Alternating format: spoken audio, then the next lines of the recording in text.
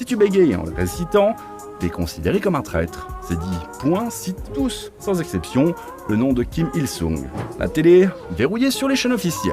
Changer de chaîne est illégal, et les téléviseurs importés sont modifiés pour bloquer les signaux étrangers. Même tes loisirs sont sous licence. En Corée du Nord, pour avoir un vélo, il te faut un enregistrement officiel, une plaque d'immatriculation, passer un test de sécurité routière et obtenir un permis. C'est pas aussi simple que chez toi où il suffit d'aller au supermarché et tu sors direct avec le vélo de ton choix. En Corée du Nord, oublie les vêtements avec des logos, slogans ou drapeaux étrangers.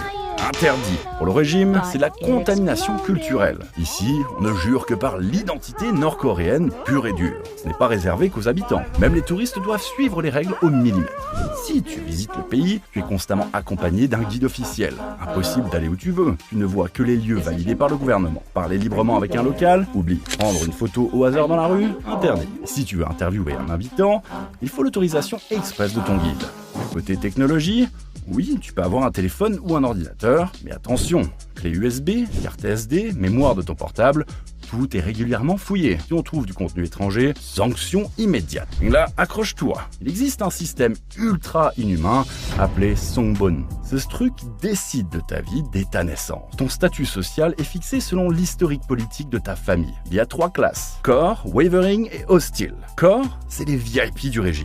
Leurs ancêtres ont participé à la révolution de Kim Il-sung ou combattu pendant la guerre de Corée. Ce sont les super loyaux. Job haut placé, droit de vivre à Pyongyang, voiture de fonction, la belle vie. Wavering, la classe moyenne locale. Leurs ancêtres étaient ouvriers ou fermiers, ni trop bons ni trop mauvais aux yeux du régime. Ils ont accès à quelques privilèges, mais rien de fou. Hostile, les damnés du système. Leurs ancêtres pratiquaient une religion ou avaient des liens avec la Corée du Sud. Résultat, considérés comme traîtres à vie. Eux héritent des pires boulots. Mines, travaux forcés, nettoyage, et aucun espoir de grimper l'échelle sociale. En Corée du Nord, même l'électricité, l'eau et le gaz, c'est au compte-gouttes. Tout est rationné et surveillé comme du lait sur le feu. À partir de 17 ans, tout le monde, hommes et femmes, doit faire 10 ans de service militaire obligatoire. Oui, 10 ans, pas un de moins. Quand un membre de la famille Kim meurt, ou chaque anniversaire de la mort de Kim Il-sung ou Kim Jong-il, pleurer est obligatoire. Si tu ne verses pas ta larme réglementaire, on commence à douter de ta loyauté. Et chez toi, c'est pareil.